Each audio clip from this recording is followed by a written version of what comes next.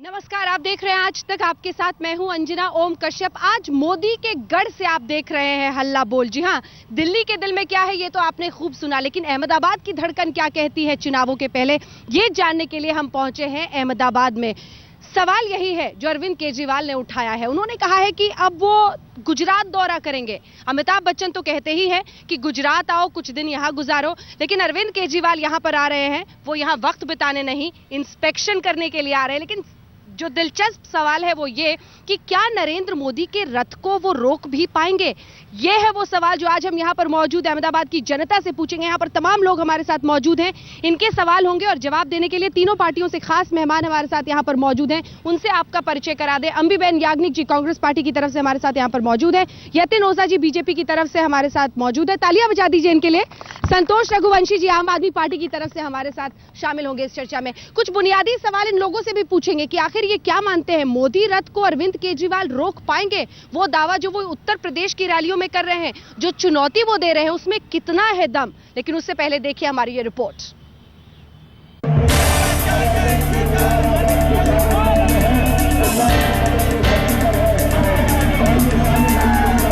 दिल्ली से यूपी होते हुए केजरीवाल का काफिला मोदी के गढ़ की तरफ मुड़ चुका है। पहली बार केजरीवाल मोदी के गढ़ में ही मोदी पर गरजेंगे, वो भी 1-2 दिन नहीं बल्कि 4 दिन तक। लेकिन मोदी की स्टाइल में कोई भारी भरकम जनसभा नहीं होगी। सड़क के जरिए सीधे जनता से जोड़ने की कवायद होगी। 8 मार्च को केजरीवाल वापस दिल्ली लौट आएंगे। इस दौरान अहमदाबाद, कच्छ, जामनगर जैसे शहरों से गुजरेगा केजरीवाल का काफिला। हम भी चाहते हैं, हम भी सीखना चाहते हैं विकास। तो मैंने तय किया है 5, 6, 7, 8 4 दिन 5 मार्च से 8 मार्च तक मैं गुजरात जा रहा हूं वहां का विकास देखने के लिए। जो आरोप केजरीवाल रिलायंस और मोदी पर लगाते रहे हैं, उन आरोपों के 2 बड़े किरदारों की जमीन है गुजरात। रिलायंस की फैक्ट्रियां, रिफाइनरी सब गुजरात में हैं और मोदी की सरकार भी यही है। गुजरात का एक बड़ा तबका दोनों से जुड़ा है। ऐसे में बड़ा सवाल यह है कि 3 बार गुजरात के मुख्यमंत्री रह चुके मोदी के खिलाफ केजरीवाल का रोड शो क्या गुजरात के गणित में कोई बदलाव ला सकेगा? आपके पास कितने जहाज हैं, कितने हेलीकॉप्टर हैं, किसके हैं? आप उनके पैसे देते हो, फ्री में इस्तेमाल करते हो। और मैंने कहा कि सारी जनता में आप कह रहे हो, आप चाय बेचा करते थे, चाय बेचने वाले के पास इतने हेलीकॉप्टर कहां से आ गए? मोदी के गढ़ गुजरात में ही अरविंद केजरीवाल सेंध लगाने के लिए आ रहे हैं। माना जाता है कि जिस विकास के दावों के जरिए मोदी दिल्ली के तख्त पर काबिज होने का सपना देख रहे हैं, अरविंद केजरीवाल अपनी उन्हीं चुनावी रैलियों के जरिए मोदी के उस सपने को तोड़ने की कोशिश करेंगे।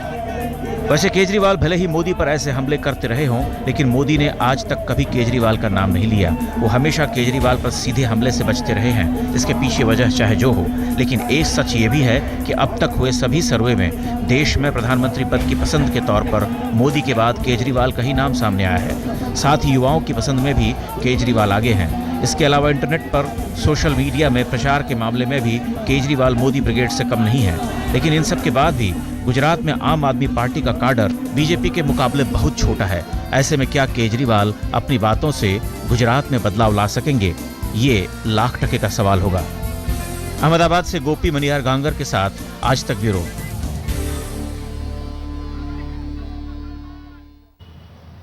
साबरमती किनारे सूरज ढल रहा है, लेकिन क्या गुजरात के लिए ये एक नए उदय की शुरुआत है? यही सवाल पूछते हैं अहमदाबाद की जनता से, जानते हैं उनके दिल में क्या है।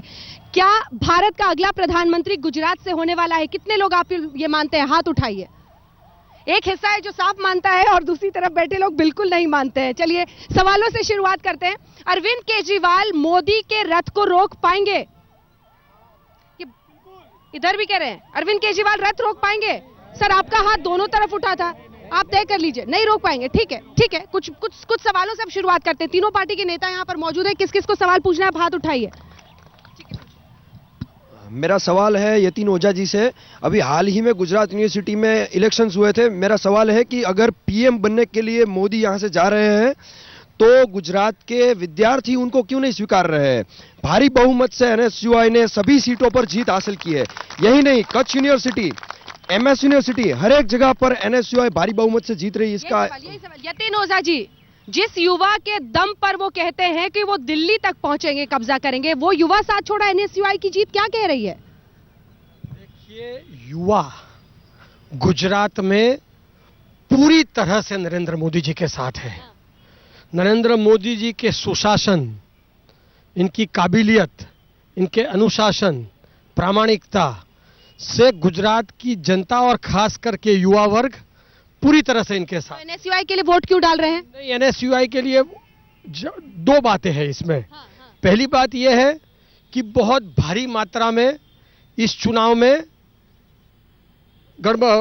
बहुत ही भारी मात्रा में इस चुनाव, जब कोई और जीते तो गड़बड़ी हो जाती है। अरे क्या ओझा साहब क्या बोल रहे हैं? और दूसरी, और हम मैं आज नहीं कह रहा हूं, काउंटिंग के पहले एबीवीपी के कार्यकर्ताओं ने इसकी रिटर्न कंप्लेंट डाली है एक, और दूसरा विद्यार्थी चुनाव में व्यक्तिगत ज्यादा होता है, पार्टी लाइन पे चुनाव नहीं। बात कर रहे हैं आप सर, दोनों दलीलें, अब जनता इस पर हंस रही है। कुछ सवाल और ले लेते हैं, आ रहे मेरा सवाल यतीन ओझा जी से है कि आपका ये पीएम कैंडिडेट का चरित्र ऐसा कैसा है कि जिसके साथ थाली में बैठ के खाते थे उसी हरेन पंड्या की हत्या का आरोप लगा है?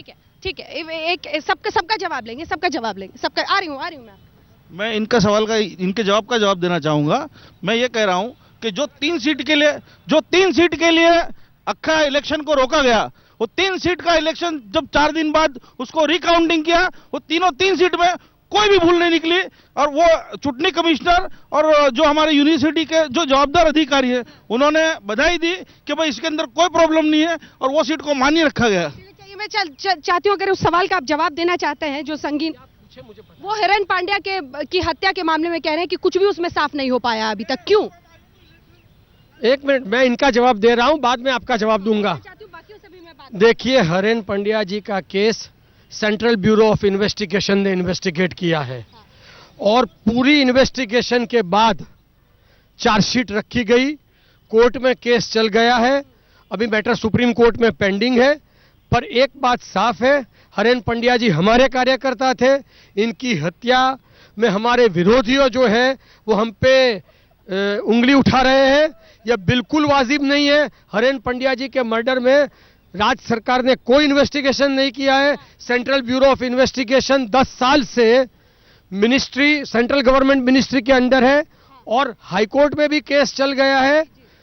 ये कहना आज कि 10 साल से कांग्रेस का शासन है केंद्र में, सीबीआई डायरेक्टली इनके अंडर काम करती है, वही एजेंसी ने जब इन्वेस्टिगेशन किया है, और फिर ये कहना सीबीआई सब कुछ उसके माथे पर डालकर हर कोई निकल जाता है। लेकिन आप अंबीबेन याग्निक जी बताइए, अब तो अगर बीजेपी को कोई थ्रेट दिख भी रहा है तो आम आदमी पार्टी से, आप लोग तो सीन में है ही नहीं, कहाँ है कांग्रेस? यहाँ कांग्रेस यहीं पे है, और अभी तो नई पार्टी आई है, आप तो इसलिए आपका कंसंट्रेशन आप पे गया हुआ है, पर बीजेपी तो यहाँ है ही नहीं। आप बीजेपी का नाम मत लीजिए, यहाँ एक ही आदमी का चलता है और मोदी से चलता है। वो कहते हैं वो बीजेपी को भी परे कर दिया है, तो ये आप बीजेपी बीच में मत लाइएगा। ये वन मैन पार्टी है, पार्टी को मानते नहीं है, वो पार्टी को, खुद की पार्टी को यूज कर रहे हैं, और आप कांग्रेस को मत पूछो कि कांग्रेस है ही नहीं। कांग्रेस इतना टक्कर, कांग्रेस रहती तो एक आदमी को हिला नहीं पाती। अगर वाकई सिर्फ एक आदमी है तो हिला क्यों नहीं पाए इतने वर्षों से? हिला पा रहे हैं इसलिए तो आप देख रहे हैं कि कितनी टेंशन हो गई है उनको, कि हर बात पे वो सोचते हैं कि बस अभी मोदी आएगा, पहले से डिक्लेयर करवा दिया अपनी पार्टी से कि वो पीएम नॉमिनी है। ये सब डर नहीं है तो क्या है? चलिए एक बार रघुवंशी जी से सुना, आपको मुझे पता है कहना है इस पर, लेकिन रघुवंशी जी, आम आदमी पार्टी क्या कर पाएगी? इंस्पेक्शन के लिए आ रहे हैं कल से अरविंद केजरीवाल। देखिए, मैं इससे पहले आपके इस सवाल के जवाब से पहले आपके जो पुराना जो सवाल था उस पर जवाब देना चाहूँगा कि क्या आम आदमी पार्टी या अरविंद केजरीवाल वाकई में नरेंद्र मोदी के रथ को रोक पाएंगे या नहीं। इस बारे में आम आदमी पार्टी का स्पष्ट उत्तर ये है कि हमारे लिए मायावती भी नरेंद्र मोदी है, मुलायम सिंह भी नरेंद्र मोदी है, कल्याण सिंह भी नरेंद्र मोदी है, मनमोहन सिंह भी नरेंद्र मोदी है। इन शॉर्ट, जितने भी देश के सारे भ्रष्टाचारी नेता है हमारे लिए सारे नरेंद्र मोदी है, और हम उन सब के खिलाफ लड़ेंगे, उन सब के खिलाफ इस देश को भ्रष्टाचार मुक्त करवाने के लिए आगे बढ़ेंगे। ये सब कहने के लिए, भाषण के लिए बहुत अच्छा है, लेकिन एक सेकंड, अरविंद केजरीवाल नरेंद्र मोदी के खिलाफ लड़े, ये तो कहा ना मनीष सिसोदिया ने, क्या मतलब था इसका? गुजरात आकर लड़ेंगे उनके खिलाफ? नहीं, हम जहां आम आदमी पार्टी के कार्यकर्ता जहां से चाहेंगे अरविंद केजरीवाल वहां से लड़ लेंगे और जीत भी लेंगे। यहाँ गुजरात आकर लड़ेंगे नरेंद्र मोदी के खिलाफ? अरे लेकिन पहले नरेंद्र मोदी अपनी सीट तो डिक्लेयर करें, 56 की छाती वाले सीट क्यों डिक्लेयर नहीं करते हैं? मनीष जी क्यों उछल रहे थे? कुछ सवाल यहाँ से लेते फिर ब्रेक के लिए जाना है जल्दी। अमी बहन से मेरा प्रश्न है, उन्होंने बोला कि हम अभी भाजपा को हिला रहे हैं। मुझे आपसे पूछना है कि अगर आप भाजपा को हिला रहे हैं तो आपके 4 विधायक क्यों हिल गए, वो क्यों कांग्रेस छोड़ के बीजेपी में शामिल हो गए? ये बहुत महत्वपूर्ण सवाल है, जल्दी आप आगे आओ, एक सवाल आप पूछो। अगर स्टूडेंट इलेक्शन की बात है तो दिल्ली में डुसू के अंदर एबीवीपी क्यों जीत के आई, वहाँ कांग्रेस की हार क्यों हुई थी, उसका मुझे आंसर चाहिए। गुजरात से आपके तो स्टूडेंट इलेक्शन की बात है तो जब जहाँ दिल्ली में कांग्रेस की सरकार है वहाँ एबीवीपी जीत के कैसे? गुजरात में दबदबा होगा तब तो होगा। आप सबके सवाल लेंगे, आप सबके सवाल लेंगे, आप सबके सवाल लेंगे। एक सवाल से शुरुआत करते हैं सेगमेंट की, और ये सवाल आप सबसे मैं पूछ रही हूँ, क्या अरविंद केजरीवाल को गुजरात में आकर सीधे लड़ना चाहिए नरेंद्र मोदी के खिलाफ? आप में से कितने लोग ये मानते हैं लड़ना चाहिए? सब कह रहे हैं। कितने लोग हाथ उठाइए, हाथ उठाइए, हाथ उठाइए। ये फुल हाउस है, ये फुल हाउस है, यानी 100% लोग यहाँ पर मौजूद मानते हैं कि अरविंद केजरीवाल को अगर लड़ना ही है तो पहुंचे गुजरात में, यहाँ पर आकर लड़े नरेंद्र मोदी से। ठीक है, आऊंगी इस सवाल पर आएंगे, लेकिन अब कुछ सवाल ले लेते हैं। कुछ महिला यहाँ बैठी हैं, आप सवाल पूछिए। हाँ जी, मैं ओझा साहब से बात करना चाहूँगी। एक महिला होने के नाते मैं ये पूछना चाहूँगी, आज बच्चे और महिलाएं गुजरात में बिल्कुल सुरक्षित नहीं हैं, ठीक है। और जो हम रात को निकलते हैं या कोई भी रेप केस होता है तो उसमें एफआईआर दर्ज नहीं कर, more than 4000 children are missing in Gujarat. तो व्हाट इज महिलाओं और बच्चों के मद्देनजर सुरक्षा व्यवस्था जो है गुजरात में वो बदहाल होती चली जा रही, जवाब दीजिए। मैं इस बात से बिल्कुल असहमत हूं। पूरे हिंदुस्तान में, और मैं बड़े विश्वास के साथ कहता हूं, पूरे हिंदुस्तान में महिला और बच्चों की सुरक्षा अगर अगर एग्जाम्पलरी रूप से देखनी है, अगर किसी दाखिली के रूप में देखनी है तो वो गुजरात है, गुजरात है और गुजरात है।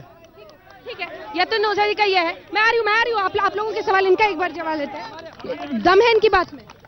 देखिए, सही बात कह रहे हैं जो पूछ रहे हैं कि महिला सुरक्षित नहीं है, क्योंकि एक आप देखेंगे तो कोई आपकी बात पूरी सुनेंगे। ये महिला यहाँ पर मौजूद है, आप क्या कह रही हैं? एक सेकंड, क्या कह रही हैं आप, क्या कह रही हैं? गुजरात में सबसे ज्यादा सिक्योरिटी लेडीज और बच्चों की गुजरात में ही है। आप सुरक्षित महसूस करती हैं? आप यहाँ पर आई थी, आपको सुरक्षित महसूस करती हैं अहमदाबाद में? सवाल ही नहीं है। रात को 12 बजे मैं अकेली जा सकती हूँ घर पे, ये दिल्ली वालों को पूछो। ये आपके बच्चे का यहाँ पर परफॉर्मेंस है, आप उसी के लिए आई हुई हैं, ठीक है। और पर आप शो हो रहा था तो यहाँ पर आ गई। एक सेकंड मैडम देखो, खुलेआम हत्या हो रही है, कल की तारीख में बैंक लूट हो रही है, हर तरह का हो रहा है, बहन बेटी सलामत नहीं है, लोगों की जान लूट रही है। ठीक है, आपने भी अपनी बात कही, उस महिला ने भी अपनी बात कही, उस महिला ने भी अपनी बात कही। तो तस्वीर के दो पहलू हैं और वो साफ दिखाई दे रहा है।